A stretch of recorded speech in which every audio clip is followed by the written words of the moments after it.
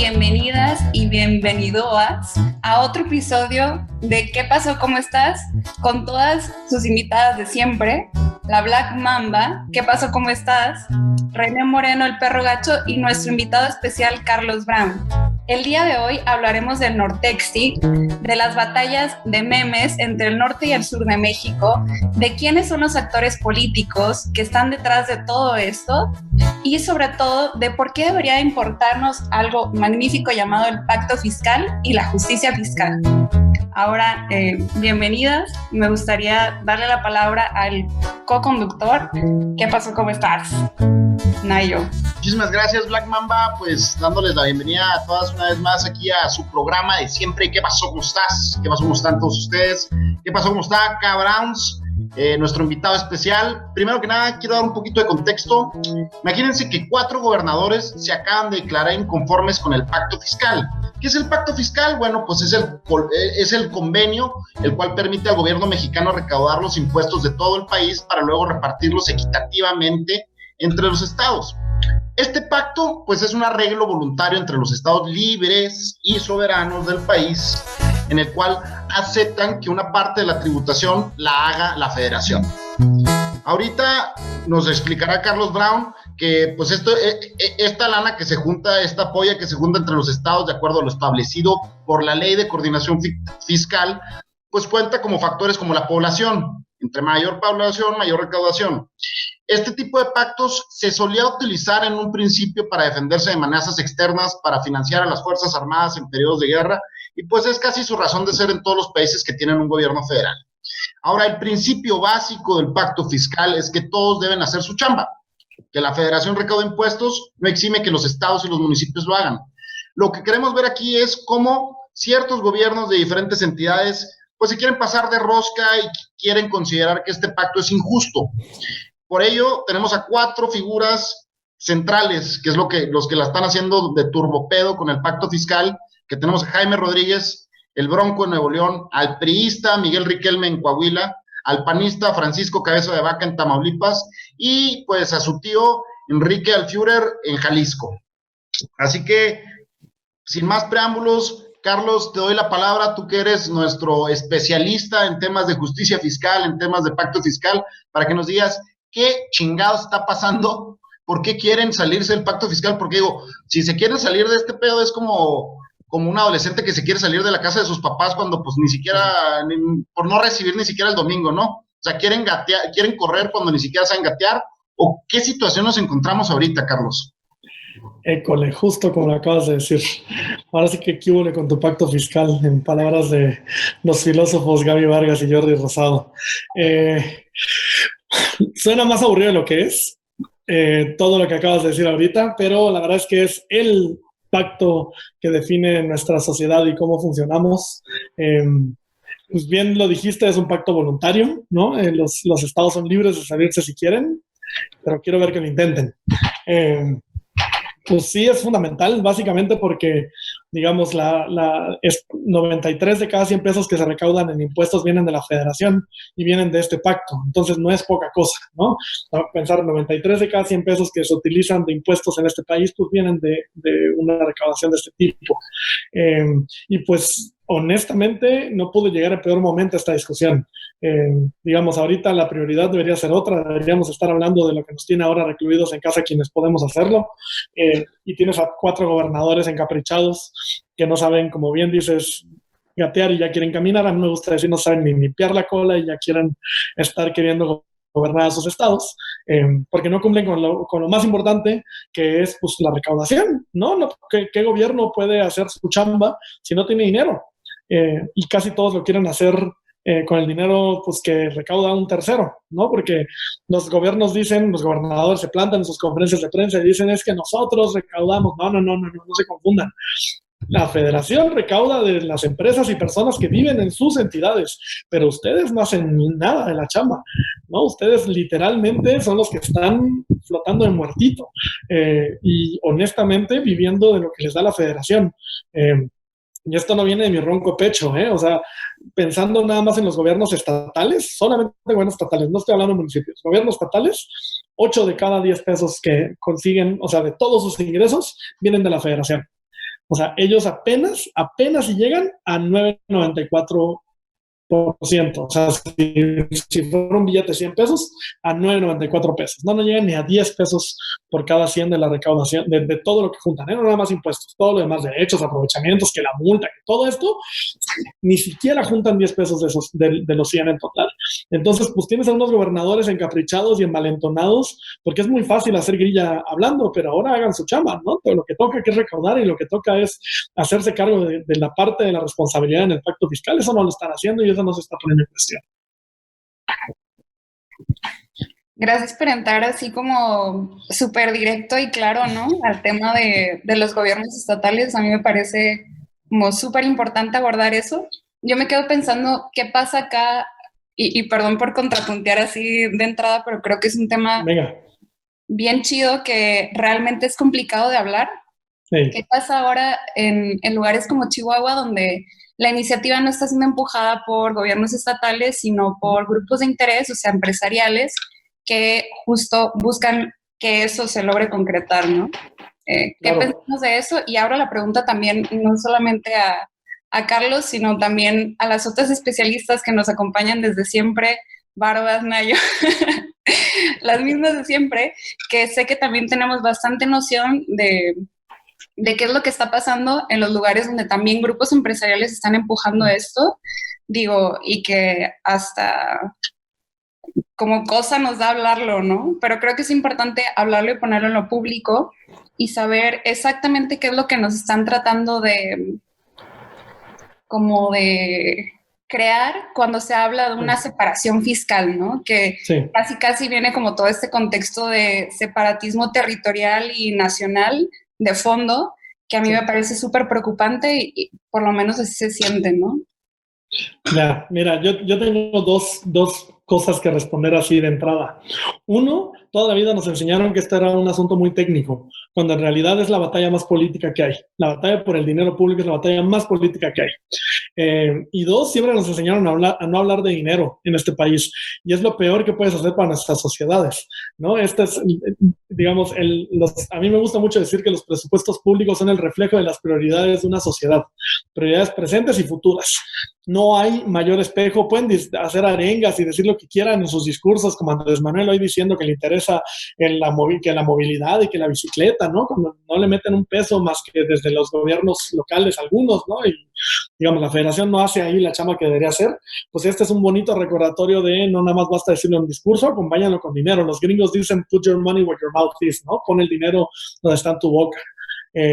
Y justo para responder diciendo esas dos cosas de entrada, pues es que es muy fácil, ¿no? O sea, como a ver, los 4 gobernadores que se aventaron a decirlo, de los 4 solo uno tiene posibilidades reales, que es Alfaro. Tiene posibilidades reales en el sentido de la ley explicita que el Congreso local tiene que aprobar una salida del pacto fiscal. Entonces, el único que tiene al Congreso a su lado para poder hacerlo con un margen suficiente es Alfaro, porque Cabeza de Vaca en Tamaulipas tiene nada más ventaja de un diputado para hacerlo. Entonces, si lo hace, pero un diputado con que no quiera votar, se ausente, lo que sea, pues ya valió. Alfaro es el único que tiene posibilidades reales de que esto pase. El problema es que Alfaro es uno de los peores recaudadores de todo el país. En Jalisco están más o menos, como acabo de decir ahorita, el promedio.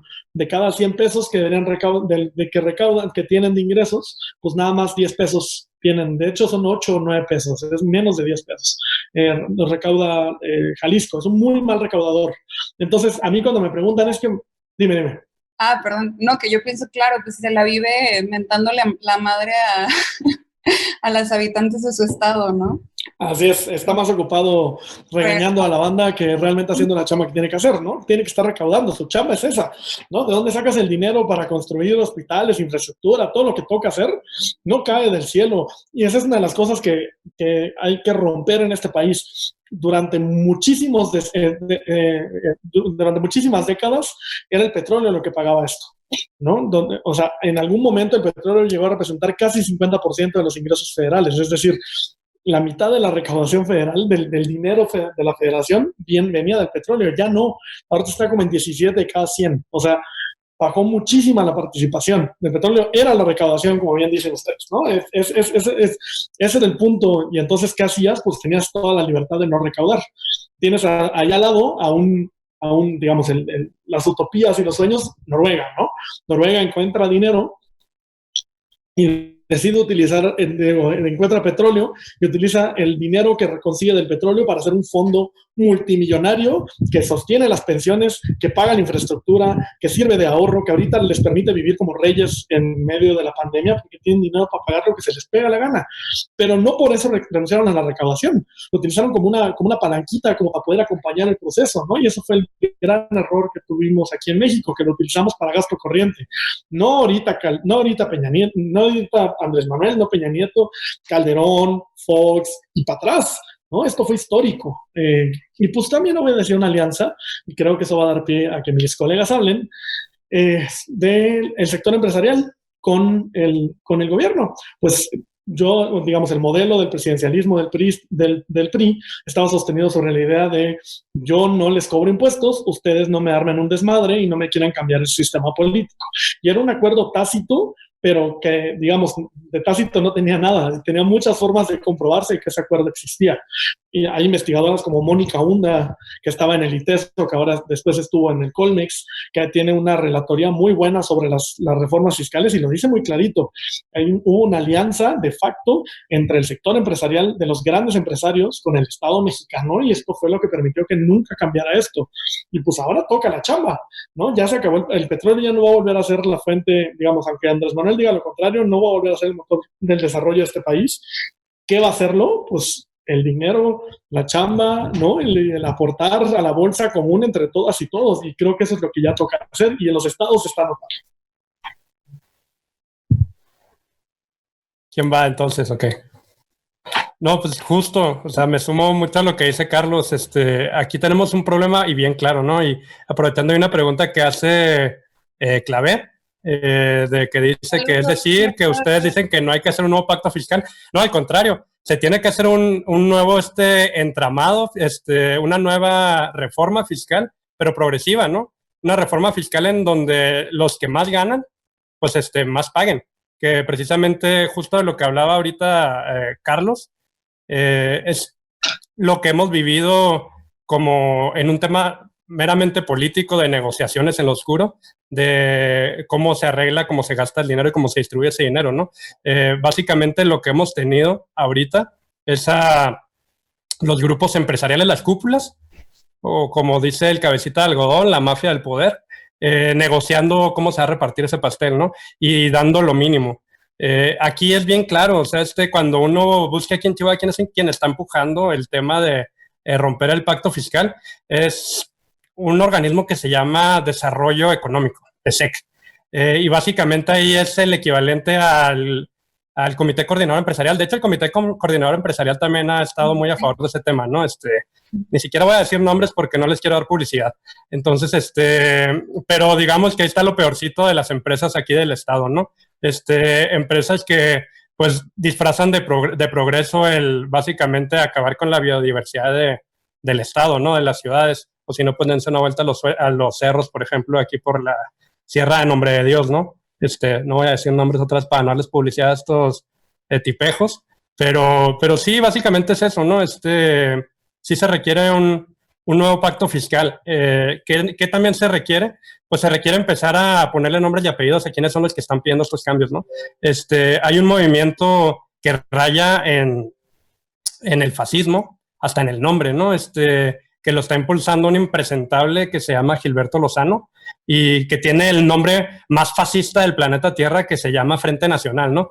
Para hacer un contexto histórico, Frente Nacional es el nombre que usaron los partidos históricamente fascistas en Europa, ¿no? Empezando con el Frente Nacional en Reino Unido, el Frente Nacional, que ahora se llama Agrupación Nacional, me parece, de Marine Le Pen y del papá.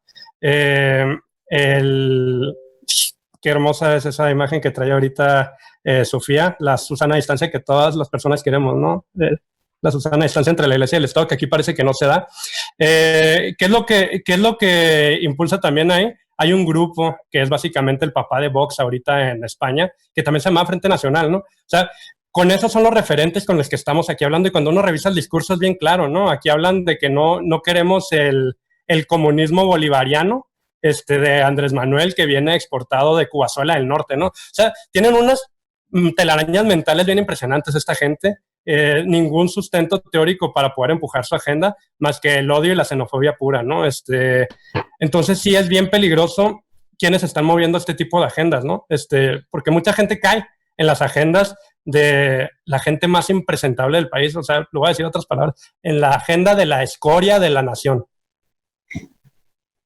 Creo que también aquí una de las cosas que tenemos que tener claro es que estas narrativas sí están permeando, güey. O sea, deja tú, hay un sentimiento por parte de un chingo de banda, y te lo digo porque no solamente es el tío de la carne asada que dice, es que los estados del norte mantenemos a México, es que los estados del norte somos los que estamos aquí manteniendo todo el país. Y que tú dices, ¿qué tan ciertos son esas cosas? Porque según lo que ha dicho Carlos Brown, y ahorita toma la palabra, Carlos, para ver si la cago parafraseándote, dice que eso es puro bullshit, que eso es pura mentira, que por supuesto que los estados del norte no están manteniendo el país, y no estamos en una situación como si los estados del norte fuéramos Cataluña. O sea, para nada. Eso último que acabas de decir creo que es lo más importante.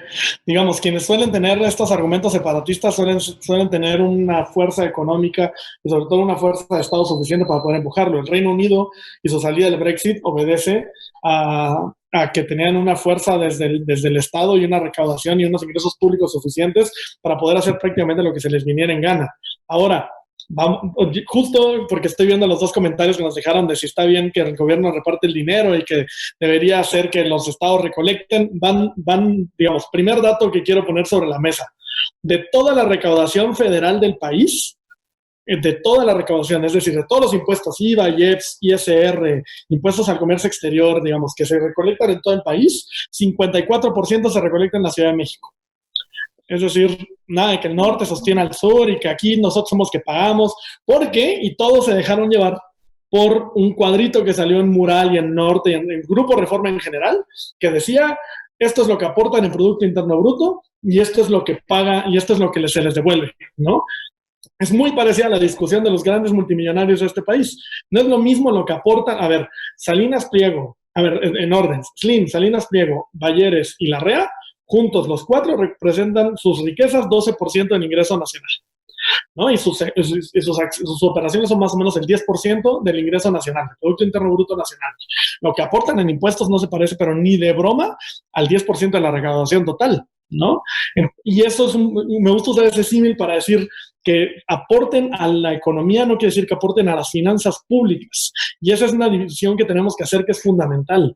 Que los estados aporten al Producto Interno Bruto Nacional es una historia, pero que eso se refleje en recaudación federal es otra totalmente distinta. Estamos hablando de un país donde se recaudan en impuestos 13% del Producto Interno Bruto, casi 14% del Producto Interno Bruto. Para darles un quemón, esa recaudación es como si fuéramos El Salvador.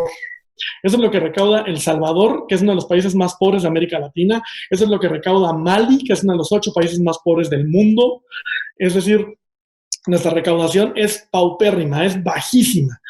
Primera cosa que hay que desmentir. O sea, pensando en los gobernadores de los que estamos hablando, Tamaulipas aporta el 7% de la recaudación nacional federal. Ojo, federal, no estatal y municipal, federal. IVA, IEPS, ISR. Nuevo León aporta 7% y Jalisco aporta 3%. Jalisco es el que menos argumentos tiene para esto. Y ahora, la siguiente historia. El cálculo que nadie ha hecho. El petróleo. El petróleo, pues, digamos, nada más sale de 3 estados. Sale de Campeche, sale de Veracruz y sale de Tabasco. Los 3 son estados del sur y el petróleo ha sostenido históricamente este país, ¿no? Si Tabasco, digamos, si la pobreza que hay en estos 3 estados, en buena parte de estos 3 estados, no da cuenta de que ellos estén quedando con la riqueza, ¿no? Esa riqueza se va al centro del país, se vende en barriles de petróleo, se lo quedan desde el centro y se reparte otra vez a los estados y municipios. Esa nadie la ha contabilizado, ¿no? Es decir, yo creo que más, regresando a lo que decías, Nayo, el argumento se reduce a xenofobia, se reduce a regionalismos, es que ahí está. O sea, ni la economía ni las finanzas públicas, absolutamente nada le dan la razón a la visión del Nortexit. Y esto es muy importante, porque ahora a mí me gusta poner, digamos, jugar a los escenarios, ¿no? Digamos que Alfaro lo logra, Alfaro se sale, ¿no? Y le toca a partir de hoy empezar a recaudar. el ISR, el IVA y el IEPS. Tomando en cuenta que Alfaro solo recauda de sus ingresos totales el 10%, ¿de dónde va a sacar la capacidad institucional? ¿No? O sea, porque creen que recaudar es solamente pedir así una transferencia a un banco y que te lo manden como si fuera Western Union o Banco Azteca, que te llegue en el bolsillo y ya está. No, toca cobrar y toca inteligencia financiera, toca todo lo que sabe el SAT, toca toda la información que tienen sobre los contribuyentes. Es decir, no están haciendo enchiladas, están recaudando de las grandes fortunas. Esperaríamos que estén recaudando las grandes fortunas de este país. Para poner el ejemplo, y con eso me quiero cerrar porque esto es muy importante. Esperaríamos, pero no va a pasar, esto es definitivo. Para ponerles un ejemplo, Zacatecas, el municipio de Zacatecas, hasta hace 2 años, para poder cobrar el predial se cobra a nivel municipal en Zacatecas, en casi todo el país, para poder cobrar el predial tenía una moto. Los estados no tienen catastro actualizado, no tienen sistemas de información para poder recaudar, no tienen formas de cobranza, no tienen inteligencia financiera. ¿Cómo creen que van a cobrar el ISR ahora en esta coyuntura? O sea, si Alfaro se decidiera salir, está bien, ¿no? Le sale el chiste y lo logra, va, es un balazo en cada pie, porque se queda sin los recursos para poder operar, se queda sin el recurso de la federación para poder funcionar. Es decir, no, de nuevo, no son enchiladas. O sea, incluso pensando en los escenarios más factibles, le sale mal. No hay un escenario en el que Alfaro la libre bien. Entonces, de verdad es apelar a un discurso de odio, a un discurso que no piensa desde la solidaridad. Hay que recuperar la palabra solidaridad del salinato. Estoy harto de que lo pensemos y pensemos en el jingle de a la pobreza, la pobreza hay que acabarlo con destreza. Ya no, ese discurso se tiene que acabar y solidaridad tiene que volver a ser la palabra que debió ser toda la vida, ¿no? Que es pensar en el prójimo, porque literalmente eso es lo que estamos haciendo ahorita.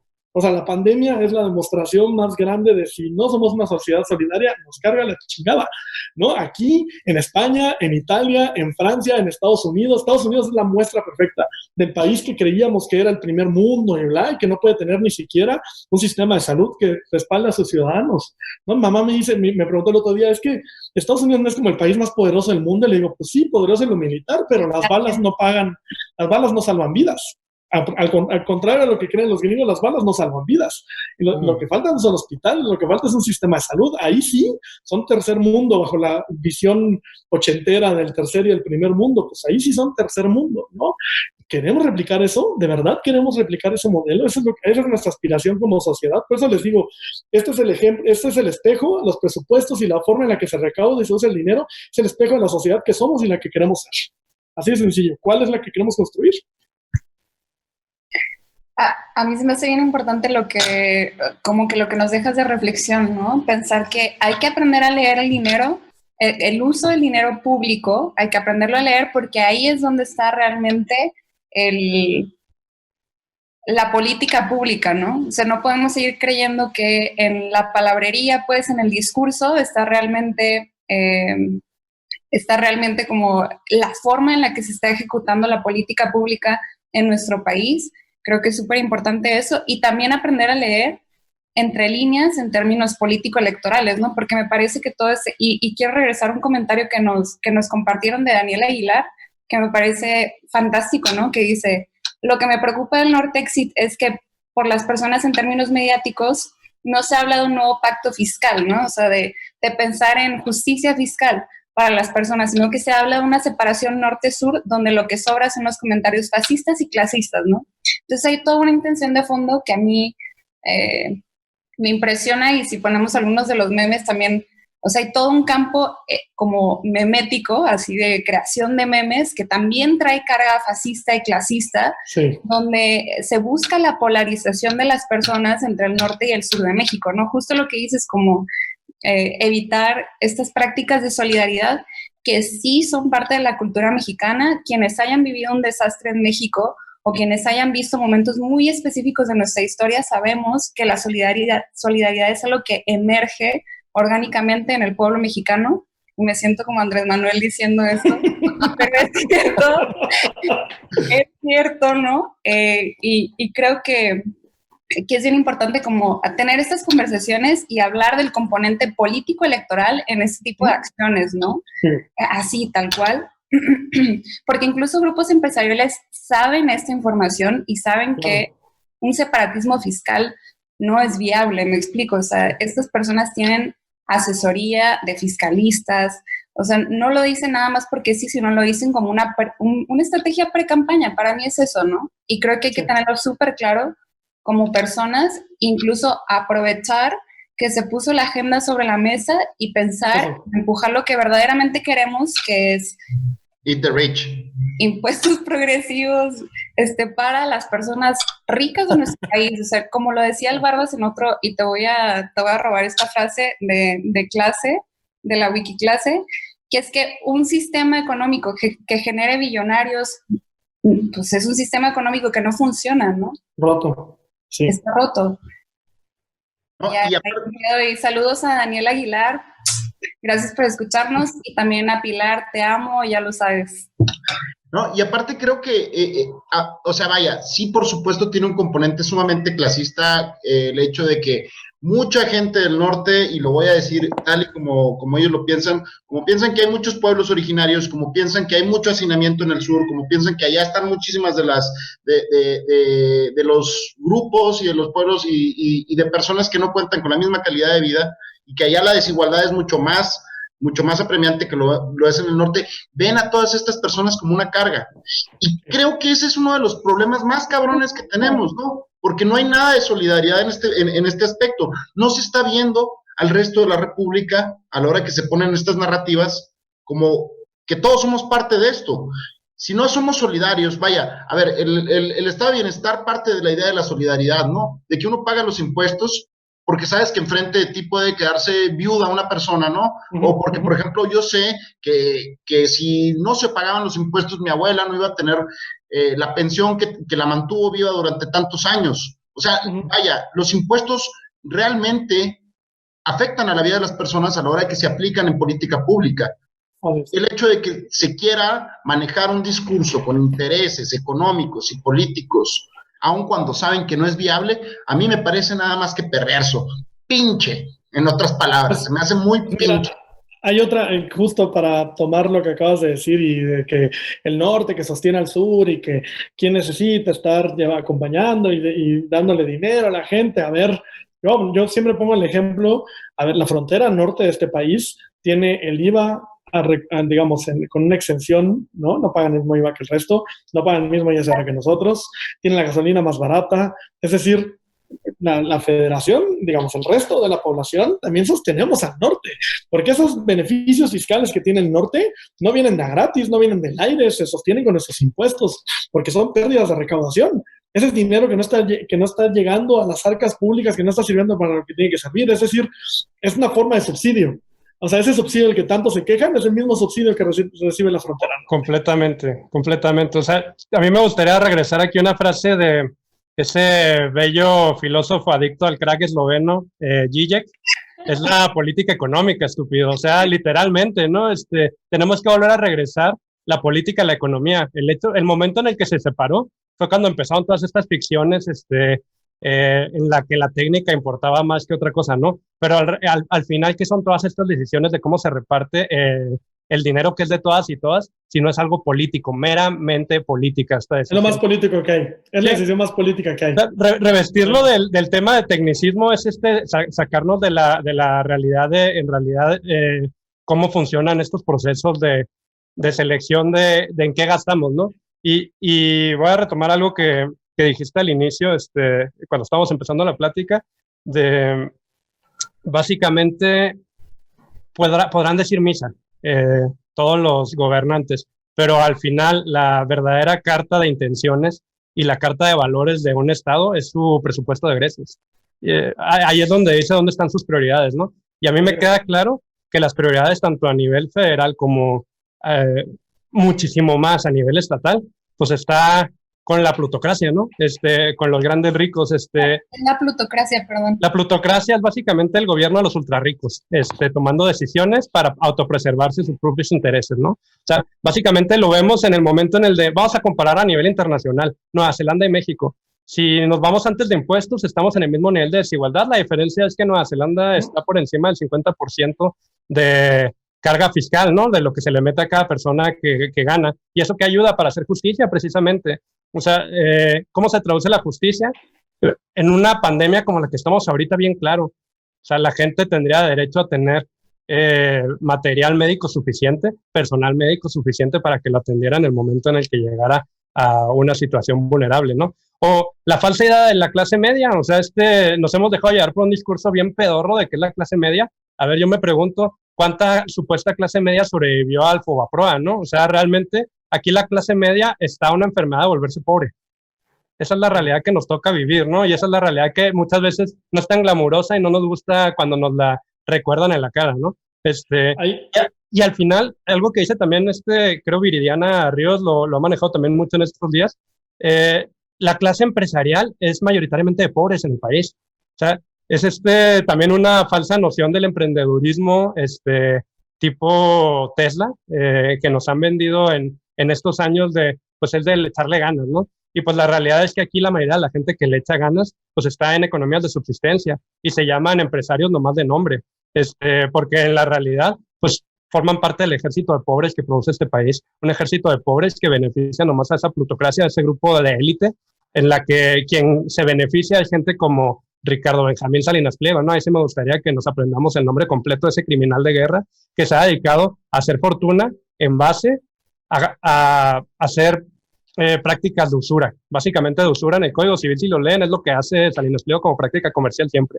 Empezó con Salinas y Rocha, su familia, pero ahorita lo pueden ver en los bancos Azteca y en Electra, ¿no? O sea, es sumamente criminal que esté operando una tienda como Electra en una situación en la que se supone que es un negocio completamente no esencial, pero pues ahí se nota el grado de cooptación que tiene sobre el sistema, ¿no? Desde que el secretario de Educación es su exdirector de Relaciones Públicas, básicamente, que es lo que usan con sus fundaciones, y ese es nuestro secretario de Educación, pues así estamos como país, ¿no? Y si nos vamos aquí al nivel estatal, pues es lo mismo, ¿no? Cuando uno ve cómo los chatarreros, cómo el cártel inmobiliario llega y negocia a puerta cerrada con el gobernador, pues ahí se habla dónde están las verdaderas importancias, ¿no? Llevamos dándole un seguimiento a cómo ha estado la repartición de los subsidios para ayudar a la gente más necesitada. Y, por ejemplo, en el sector informal, después de casi un mes, pues ya más o menos quisieron lanzar el fondo, ¿no? ¿Y cuál fue el fondo que lanzaron primero de apoyo? Pues el apoyo a las pequeñas y medianas, ¿no? Que son las que probablemente puedan subsistir de forma más fácil a esta catástrofe, ¿no? ¿Y dónde quedan los 286,000 personas que están en la informalidad aquí en el estado, ¿no? Parece que eso nunca importa. Yo quisiera responder a uno de los comentarios que nos hace Gerardo Ramírez, que nos pregunta sobre el dato donde Alfaro dijo que quería salirse de la federación. Quiero citar exactamente las palabras de Alführer, que dijo: estoy a favor de que se revise el pacto fiscal, pero si no hay voluntad, ya estuvo bueno del maltrato que se nos da a los estados que estamos produciendo riqueza, trabajo y oportunidades para la gente. Lo dijo en conferencia de prensa el día 11 de abril y ahorita mismo ponemos el hipervínculo aquí en la transmisión. Yo justo quería hablar de dos cosas ahí a propósito de esos comentarios de Gerardo Ramírez. El primero, justo dando continuidad a familias que están a una gripa, a una enfermedad o a algo que pueda salirles mal y llevarlas a la pobreza. Incluso la gente que está en contra de las clasificaciones gubernamentales como la de Coneval siempre, digamos, el dato de Coneval que siempre sale es cuántos pobres hay, ¿no? Y si aumentó o disminuyó la pobreza. Pero nadie ve la cuarta fila de la tablita que suelta Coneval. La cuarta fila de la tablita dice población no pobre y no vulnerable, que en este país son 20% de la población. Estamos hablando, 20 millones de personas. Estamos hablando en un país de 125 millones de personas, 20 millones son no pobres, no vulnerables. Todas las demás, y me incluyo porque yo no tengo seguridad social, todas las demás caemos en alguna de las carencias. Entiéndase, seguridad social, vivienda adecuada, digamos, alimentación. Aunque no seas pobre, estás de nuevo a una enfermedad por el nivel de ingresos que tiene la población promedio en el país, de caer en pobreza, ¿no? Y esto es, digamos, es una tablita así muy delgadita donde nada más le soplas a la persona y se cayó, punto, ¿no? Segunda cosa que me parece muy importante poner sobre la mesa, este tema de un sistema que genera millonarios está roto. Sí está roto. Pongamos el ejemplo ahorita que está de verdad que lo tenemos en la cara, que es Jeff Bezos. Jeff Bezos acaba de hacer casi 50 mil millones de dólares adicionales de riqueza solamente por la pandemia. ¿Quién es Jeff Bezos? El CEO de Amazon, es el mero, es el hombre más rico del mundo, ya le gana a Bill Gates. Bill Gates tiene 104 mil millones de dólares de riqueza y luego está Jeff Bezos con sus 160,000 millones, una cosa así ya reportado Forbes ahorita. Para poner en dimensiones, o sea, de verdad, 60,000 millones de dólares adicionales, o sea, es ridículo, es ridículo. ¿Qué persona puede necesitar, qué utilidad marginal te puede representar 10,000 millones de dólares más cuando ya tienes 100,000 millones de dólares en tu riqueza, ¿no? Un sistema que genera millonarios está roto, un sistema que genera multimillonarios es el que está roto. Un sistema donde un cúmulo de familias concentra la misma riqueza que la mitad de la población global es un sistema que está más que roto. Es un sistema descompuesto, es un sistema perverso, malvado, es un sistema que ya no nos funciona, es un sistema que de verdad no funciona. No podemos. México además es el país espejo. En México conviven los más pobres de México, el 2% más pobre de México, al revés, el 5% más pobre de México está entre el 2% más pobre del mundo, y el 5% más rico de México está entre el 2% más rico del mundo. Es decir, nuestros millonarios son multimillonarios, ¿no? Los nombres que acabas de decir, Salinas Pliego, Larrea. Por el Estado.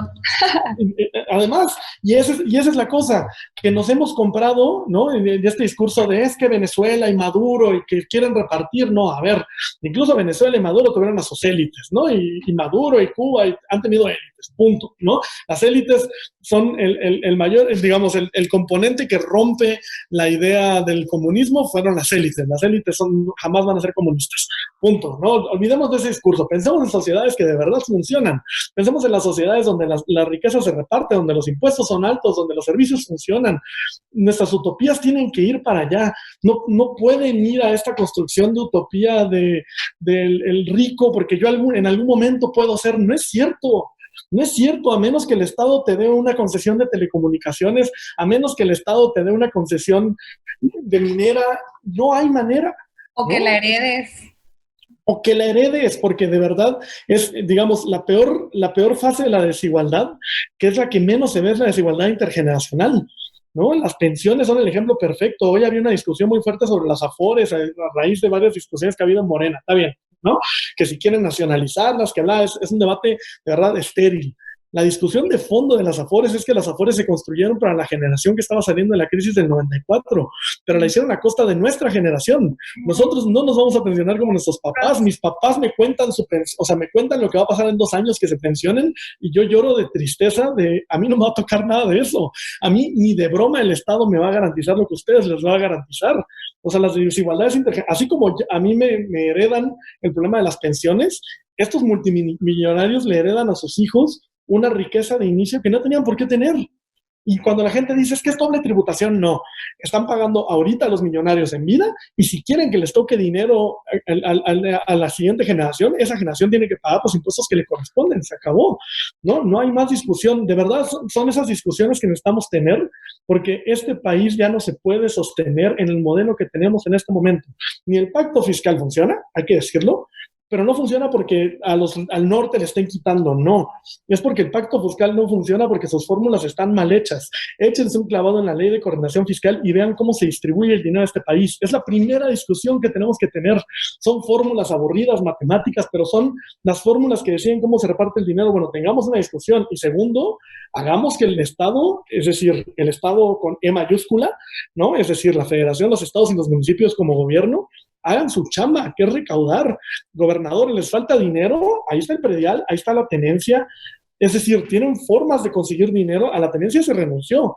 El impuesto a la tenencia es un impuesto que tenían los gobernadores para poder recaudar. Es un impuesto progresivo, es un impuesto verde, digamos, le quita la saturación a nuestras ciudades de los automóviles, que son el cáncer de nuestra sociedad, junto con los muy ricos, ¿no?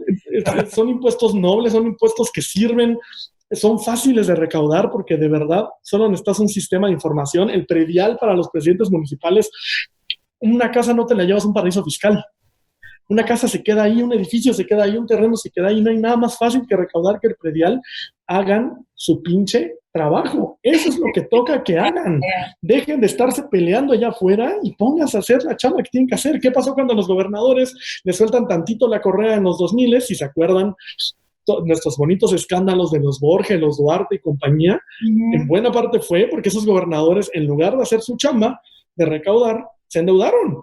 Se endeudaron y dejaron a los gobiernos estatales con la deuda pública hasta acá, tan así que el peñanietismo tuvo que intervenir. Videgaray, que es un ortodoxazo como pocos, dijo ya estuvo bueno y tomen su ley de disciplina financiera.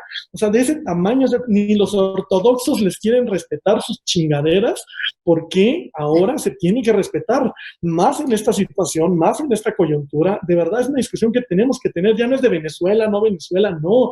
Las grandes sociedades que han salido adelante, Estados Unidos después de la Segunda Guerra Mundial salió de su gran problema, digamos, de los problemas que tenía durante la Segunda Guerra Mundial y en adelante con impuestos a los más ricos, con un ISR de 90%, ¿no? Es Estados Unidos el papá del capitalismo.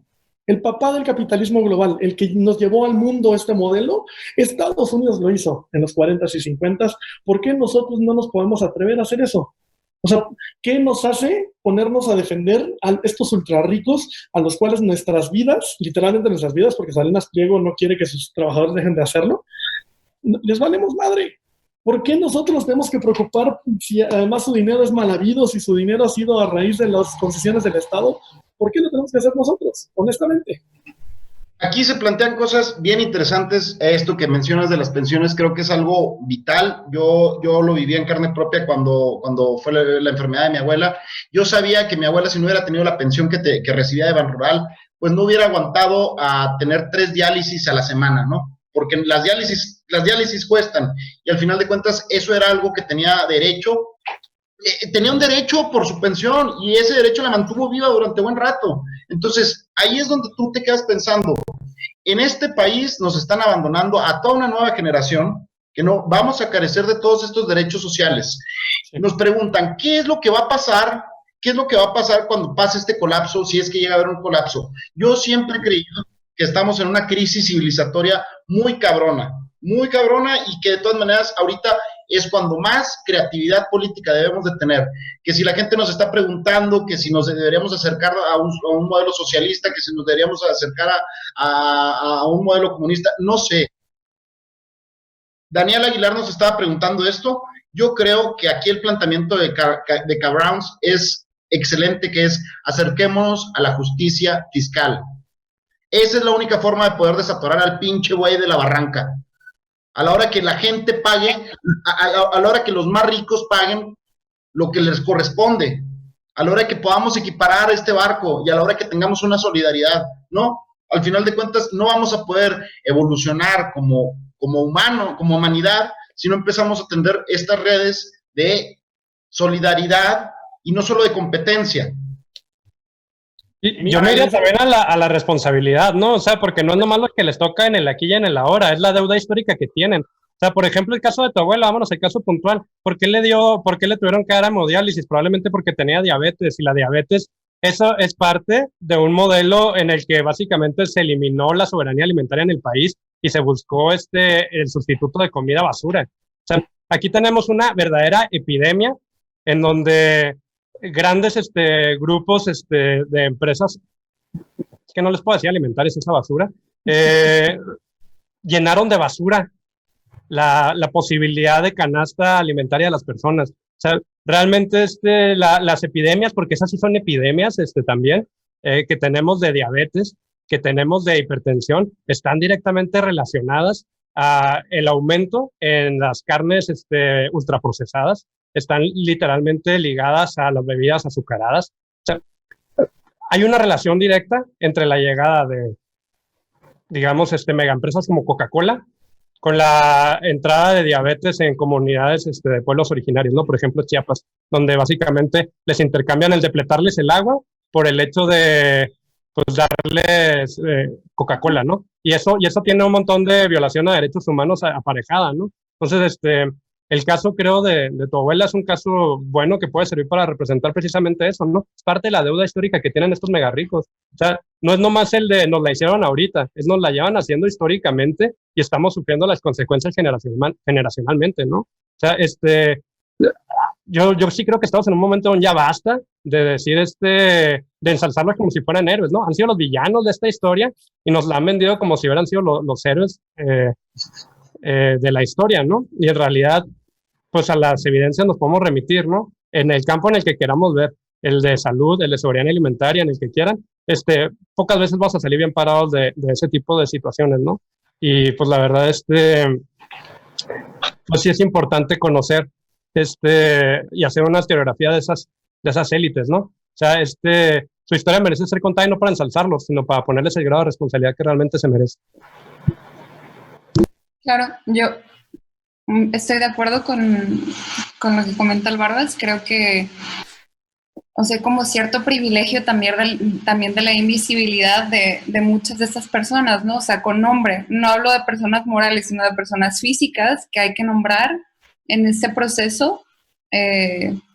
Y me gustaría hacer referencia a la pregunta que hace Jaime Moreno. Dice, ¿qué creen que viene para el sistema después del COVID-19? Yo pienso que una de las cosas que es esta crisis es una oportunidad para ver claramente la desigualdad en nuestro país, ¿no? O sea, que la normalizamos una y otra vez y hay estructuras bastante poderosas buscando que normalicemos en nuestro día a día la desigualdad, ¿no? Entonces, yo propondría, si hay gente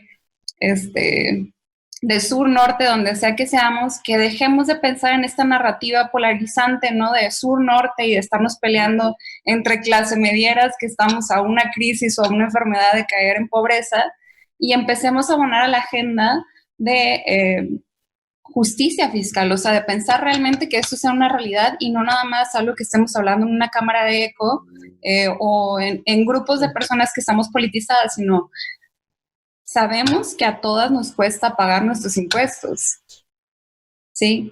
Y nos cuestan, a lo mejor no a todas nos cuesta por tema de que sabemos que es una proporción bastante amplia de nuestros ingresos, sino porque sabemos que los servicios que recibimos a cambio no lo valen.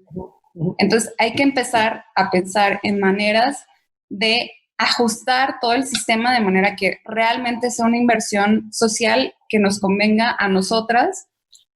Como personas de nuestra generación, por ejemplo, yo creo que todavía estamos en un punto donde podemos exigir nuestro derecho a tener una pensión, ¿no?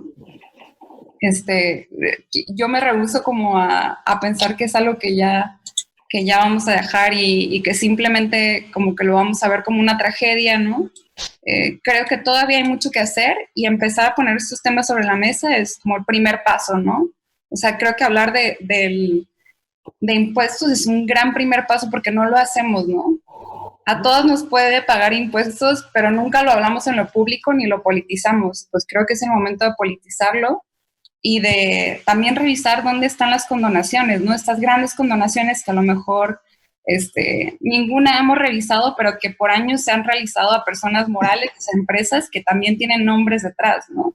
Entonces creo que ahí hay mucho que investigar y que puede ser muy interesante darnos cuenta que pues la meritocracia no existe, ¿no? Sino que es lo que decíamos ahorita, sino son regalos del Estado, son regalos a la clase económica desde la clase política, ¿no? Donde nosotras no tenemos nada que ver. O sea, hablo de nosotras personas de la clase media, que no tenemos nada que ver. Yo justo me quedo pensando en lo que dices, porque además llevo años abogando por la justicia fiscal y porque estos temas se vuelvan, dejen de ser esta cosa técnica y arriba, elevada, y se vuelvan pedagogía de los presupuestos, ¿no? Y que podamos empezar a entender de qué tratan estos problemas y hasta dónde llegan y qué tanto nos afectan. Y yo sí creo en dos cosas primordialmente. Creo, uno, en me emociona mucho ver que un periódico tan conservador como el Financial Times saque una editorial diciendo nos equivocamos, ¿no? Me emociona, a mí de verdad me mueve mucho porque creo que es mi recordatorio de esperanza de que de verdad incluso el conservador más recalcitrante puede rectificar el camino, ¿no? Y un Financial Times diciendo lo que hemos recomendado durante los últimos 40 años fue un error. Se requiere más Estado, se requieren medidas más radicales. Justo preguntaban a qué deberíamos acercarnos, socialismo. A ver, no, le quitamos los brazos al Estado para poder operar y para poder hacer su chamba, pues hay que regresárselos para bien. no en el sentido autoritario, sino para la construcción de esa democracia. O sea, de verdad, nuestra aspiración sí debe ir en ese camino, ¿no? No se trata nada más de creer en esta cosa bipolar de socialismo, capitalismo, no hay mezclas, ¿no? Hay un economista que me gusta mucho que se llama Dani Rodrik, que es un economista político además, que dice, uno de sus libros más famosos se llama Una economía, muchas recetas, porque no es como recetarle una sola cosa, es como recetarle lo mismo a 20 pacientes que tienen 20 síntomas distintos, ¿no? Y que a todos les quieras dar aspirina, como la enfermera de mi primaria que nos daba aspirina, que le dolía la cabeza, al que le dolía la garganta, y nos daba aspirina a todos. Pues eso era lo que estábamos haciendo hasta ahora. Queríamos poner la misma, digamos, a los síntomas distintos le queríamos dar una medicina distinta, ¿no? Entonces no se trata de decir que si socialismo, ¿verdad? Tenemos que construir algo nuevo, y eso me lleva a la segunda parte, ¿no? De cuál es esa nueva normalidad que vamos a construir, pues la que decidamos como sociedad, ¿no? Eso no viene dictado, eso no viene dado. En mucho tiempo nos resignamos a la idea de que venía dictado y que no había de otra, y pues ya no. Yo sí soy un fiel creyente de que esto empieza desde lo local. Digamos, nuestra construcción de la idea de la relación con el Estado viene porque tú sales de tu casa y ves que no hay luz, y ves que la banqueta está mal, y ves que, digamos, no son banquetas incluyentes, y ves que no pasa la policía por tu casa. Es decir, tu primer contacto es lo local, y eso lo resuelven los municipios. Es decir, si hay un lugar donde tenemos que empezar la batalla de las condonaciones, de las exenciones, de la transparencia, de la rendición de cuentas, tiene que ser en nuestras ciudades y en nuestros pueblos y en nuestras localidades y en nuestro rancho y en donde vivamos. Ahí está la primera gran batalla, ¿no? Ahí es la batalla que tenemos que librar. No va a ser en lo federal, digamos, porque, por ejemplo, les voy a poner el ejemplo opuesto, ¿no? En la federación hemos logrado muchísima transparencia presupuestaria, hemos logrado una auditoría superior de la federación con dientes y que, pues ahí va, ¿no? Le sigue costando, pero ahí va, ¿no? Hay un andamiaje que medio quiere funcionar desde el institucional, pero nadie lo utiliza, porque nadie relaciona sus problemas con los problemas que pueda tener una auditoría superior de la federación, un presidente, un legislativo, pero sí puedes pensar en lo que se resuelve en el municipio. ¿Qué pasaría si en cada municipio tuviéramos esta batalla librándose? Pues esto sería otra cosa, definitivamente. Completamente de acuerdo contigo, Cabrán. El municipalismo desde lo local. Tenemos que empezar a retomar esta idea que en contraste con el Estado, la política es y puede ser una democracia directa, se puede construir desde instituciones compartidas y realmente participativas, ¿no? Involucrarnos en cada una de las cosas y también dejar de tenerle este miedo a las cuestiones técnicas, hablar del dinero, a saber que donde se pone el dinero, donde se pone el discurso político, también se tiene que poner el dinero, porque si no, simplemente son discursos vacíos. Y también ver las acciones que está tomando el gobierno, ¿no?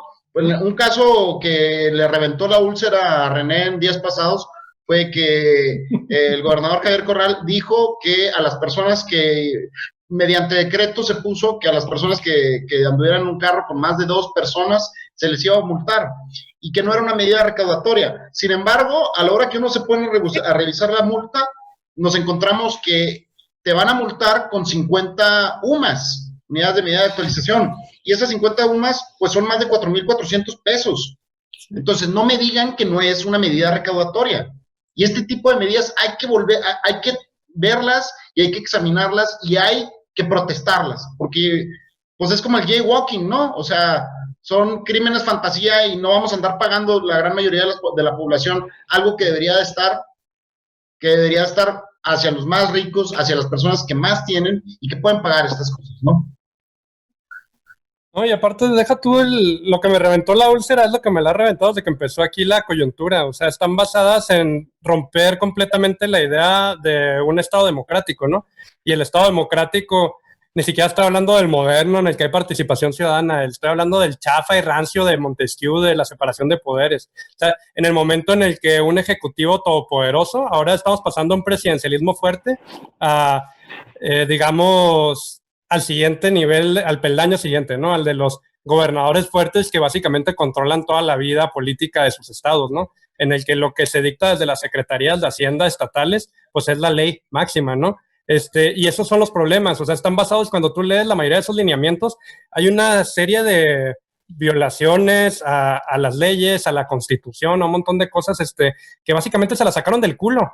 O sea, y el problema es que piensan que se van a salir impunes, ¿no? O sea, le están apostando a grados de corrupción que parece, digo, si uno piensa mal, estamos en el 2020 a la nada del 2021, ¿no? Yo pensaría que muchas de estas propuestas pues están hechas para desvío de recursos. O sea, simplemente cuando uno ve cómo se repiten estos patrones de subsidios que no son universales, que van a tener que estar hiperfocalizados. Voy a explicarles un subsidio. Subsidio, en pocas palabras, es como lo que estamos contando de esto, que se da para los mega ricos. En este caso lo están lanzando para dos sectores específicos, microempresas y el sector informal en el país. El problema es que no hay dinero del presupuesto que alcance para pagar y para tratar de ayudar a todas las microempresas que hay en el estado. Para que se den una idea, son 123,000, ni para el sector informal que hay en el estado, 286,000 personas. Cuando uno revisa en realidad para qué hay dinero, no llegan ni al 7% de ese universo. Entonces, en ese momento, hay un riesgo bien fuerte de que eso se convierta en nuevas clientelas electorales. O sea, que estés moviéndolas a tu grupo de beneficiarios para los que probablemente te van a ayudar en las campañas para votar por ti y fortalecerte en esos espacios donde no estás fuerte, ¿no? Y más cuando se ve que hay nuevos secretarios que básicamente están haciendo campaña para presidencias municipales, ¿no? Aguilar. Por Secretaría de Desarrollo Social, ¿no? Que parece que le acaban de abrir la cartera grande ahí para que pueda hacer lo que quiera, ¿no? Entonces, no hay contrapesos, quienes se supone que deberían de estar vigilando no vigilan, ¿no? Y parece que son comparsas, o sea, realmente sí estamos en el peor de los mundos y se están aprovechando ahorita de estados de facto totalitarios, ¿no? En el que se aprovechan de la soledad de las personas, para precisamente actuar con impunidad total, ¿no? Porque saben que ahorita la gente es más vulnerable y que nadie va a ir a hacérselas de emoción en los espacios ocultos donde están decidiendo cómo se van a ver las cosas, ¿no? Eso es, creo que, la parte más fuerte de esta crisis que vivimos, ¿no? O sea, esa forma de corrupción, que es el hecho de poder, con discrecionalidad absoluta, con opacidad total, decidir qué es lo que se va a hacer, sobre todo en un gobierno que parece que solamente beneficia a la élite en el poder, ¿no? Entonces, es bien peligroso cuando no hay ningún contrapeso institucional ni ciudadano, ¿no? Haciéndole ahí, pues, vigilancia, básicamente, de que no se están pasando de mierdas. Entonces, lo que propone tú, René, es que saquemos la guillotina y empecemos a cortar cabezas. Eso es lo que estás proponiendo, René. El terror francés no suena tan mal, ya cuando uno se pone a ver pues la basura que tenemos. Crowdfunding, ¿no? Para la guillotina, sí. Sácate el Patreon. Adelante. No, yo quería decir justo lo que acabas de decir de se están aprovechando de que la población no tiene la forma de salir. En Tabasco la gente está tan enojada con los gobiernos municipales que les valió madre el coronavirus, a pesar de que ya son el cuarto estado con el mayor número de casos, y les salieron a protestar a los presidentes municipales. La gente está tan encabronada que hice la chingada, o sea, aunque tenga que estar en una manifestación, y llenaron calles en los municipios, me lo acaban de decir hoy en una llamada, pues la gente está muy enojada, justo porque la falta de respuesta y porque esta indolencia por parte de los gobiernos locales, pues, ¿no? Ahí está digamos, el espejo. Y yo quiero responder a los dos comentarios que nos pusieron ahora. Uno, al del plan de reducir el Estado definitivamente, pero también no está cerrado el cómo. No, acabo de decirlo, el Financial Times ya dijo que no se necesita menos Estado. Si el Financial Times, que es el periódico más conservador digamos, a nivel global sobre estos temas, ¿ya lo entendió? Espero que ya lo estés entendiendo tú, Gerardo. Y sobre lo otro, sobre la muestra, digamos, de la justicia social disfrazada, ¿no? No, ya no, ese discurso ya no puede seguir. O sea, lo que necesitamos entender es justo lo que acaban de decir ustedes. Necesitamos contrapesos en lo local, necesitamos construirnos, necesitamos tenerlos seguros, necesitamos además institucionalizarnos en la medida de lo posible para que esto no se pierda, para que esto no sea un esfuerzo de 2-3 ciudadanos que están hasta la madre, para que se transforme en de verdad cambios que se tienen que sostener en el tiempo. Y institucionalizar puede ser desde las instituciones que existen ahorita o que creemos nuevas, ¿no? O empezamos a replantear nuestro sistema de partidos, porque nuestro sistema político es un sistema de partidos cerrado, ¿no? O nos empezamos a replantear eso, o empezamos a tomar las instituciones de una manera distinta. Esto ya no puede sostenerse. O sea, si no logramos entender que esta pandemia nos está poniendo de cara a los problemas sociales que estamos enfrentando, si eso no lo logra, perdón, Gerardo, y los dos comentarios que nos acabas de poner, pero nada te va a hacer entenderlo. O sea, nada te va a hacer entender que esto tiene que cambiar para bien o para mal, pero tiene que cambiar. Espero que para bien, esperemos que para bien, porque al Führer empezó siendo un presidente municipal progresista que hablaba de revocación de mandato y gasto social, y ahora tenemos al señor que quiere modificar, ¿no? Digamos, hasta cómo entendemos la Constitución, ¿no? Porque no le conviene, porque no le está beneficiando, ¿no? Esto ya no puede seguir así. Pues vaya que nos podría dar esto para más de 2 horas de discusión. Carlos, agradecemos infinitamente que hayas querido participar aquí en el podcast. La neta, nos has llenado de un chingo de datos bien interesantes, y creo que al final de cuentas nos vamos con muchísimas reflexiones que esperemos que aquí la banda también la podamos agarrar, ¿no? O sea, sepamos que esto depende de nosotras, depende de nuestro involucramiento hacia las políticas públicas, y tenemos que ver de qué forma el presupuesto puede llegar a ser más humano y puede impactar a todas las personas, y eso significa pedir cambios estructurales. Si esta crisis nos va a servir de algo, es para hacer estos cambios radicales en la forma de organizarnos, chingado, como sociedad. Totalmente de acuerdo. Creo que ya estamos en la parte de conclusiones. Yo quería que pasáramos los memes, pero me informa el equipo técnico que son horribles y raciclasistas, o sea, racistas y clasistas, entonces preferiría que no lo hiciéramos por ahí, este equipo técnico, justo para no darle voz como a todo pues sí, ¿no? Esta cultura racial y discriminatoria entre el norte y el sur, y espero que podamos haber permeado esta reflexión de ir más allá de eso, ¿no? Yo creo que el enfoque desde lo local y como personas, no buscando polarizarnos entre qué color de piel tenemos, de qué parte del territorio mexicano somos o cuál es nuestro ingreso, pueda quedarse como reflexión, y que pensemos que realmente tenemos como el cambio pues casi que en la palma de nuestra mano si nos organizamos, ¿no? Creo que es una realidad, y nosotros lo hemos visto aquí desde Chihuahua, con el plebiscito y otros ejercicios que hemos logrado concretar junto con las personas. Entonces realmente no es un escenario utópico, sino verdaderamente puede ser posible, ¿no? Entonces, también me quiero ir con eso, y gracias a todas por estar acá, gracias a quienes nos escuchan semana a semana aquí, a las loquitas. Chaira.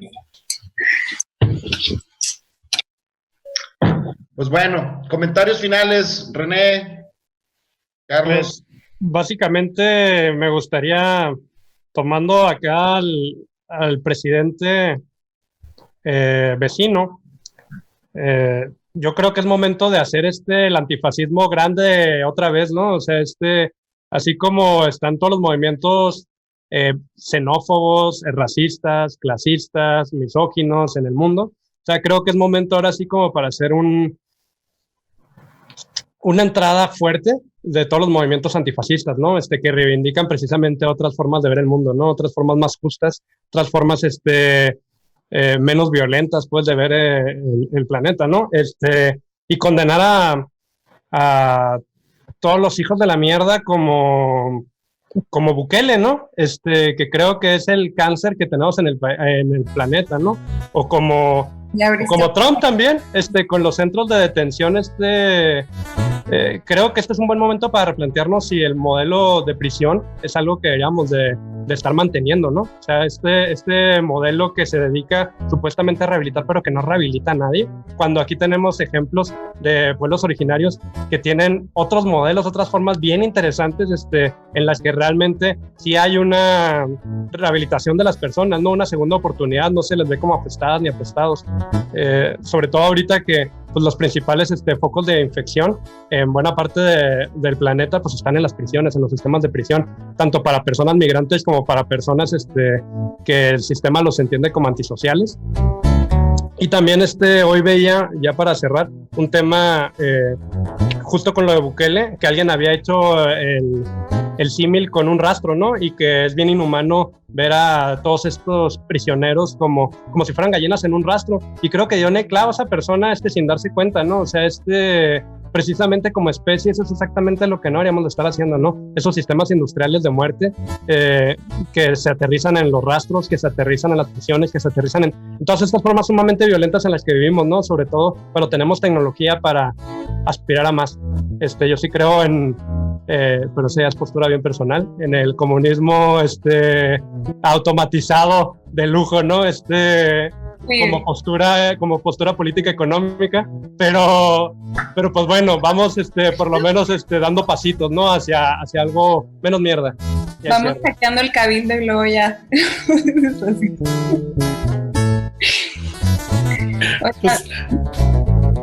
Nos piden saludos a... Perdón. Nos mandan mandarle saludos a Ari True Love. Te amamos, lo sabes. Díganle que lo aman. Vamos, Ari, un abrazo. Besos. A Carlos. No, yo quiero cerrar y ya para que puedan dar los comerciales que tienen que dar, yo voy a dar el mío, justo a raíz de lo que acaban de decir, de que todo lo que parecía imposible ahora sí parece posible, ¿no? Que los trabajadores que hace 2 meses el Brexit decía que no se necesitaban y de repente descubrieron pues, que los que ahora llaman trabajadores esenciales eran inmigrantes y ahora son trabajadores esenciales, y que las rentas no se pueden congelar y que, digamos, todo esto que nos dijeron que no se podía porque salía muy caro y que ahora lo están haciendo porque no les queda de otra en muchos países, pues nos llevó a un grupo de utopistas, soñadores, no tan soñadores, bien realistas, a crear un espacio que es como un repositorio de ideas que se llama Utopías Posibles, utopiasposibles.org, y es justo donde estamos planteando todas estas ideas, ¿no? Es que dejemos de creer que esto es algo que pasa en otros países, que son los Dinamarca y las Suecias, y lo empezamos a ver como realidades para nuestras propias sociedades.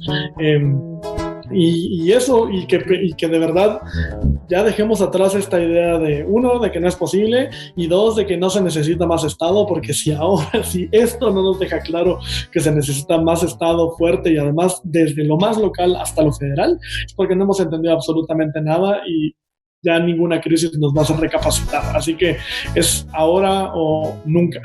Y yo con eso me quedo. Muchísimas gracias, Carlos, por habernos acompañado en este podcast, y pues a todas las personas que nos sintonizan les recordamos que le den like a la página. Salimos cada 2 semanas, los lunes a las 8. Escuchen los episodios pasados, acuérdense que estamos en Spotify, estamos en YouTube, y para quienes quieran darnos varo, porque este pedo también va a requerir varo, y que nos quieran pichar una caguama, por favor háganlo. Jamás. Pronto le vamos a decir a todos ustedes de qué manera pueden compartirnos solidariamente una caguama, y vamos a darle los canales especiales. Entonces, sin más, caguama solidaria. Hashtag caguama solidaria. A todos de manera solidaria, estamos agarrados en esto. Y finalmente, yo quiero decirle a toda la mina y a todos los pibes que nos escuchan, que no se rindan en estos tiempos de coronavirus. Carlos, yo te amo. René, Black Mamba, los quiero un chingo. Posibles. Gracias. Beso a todos. Gracias.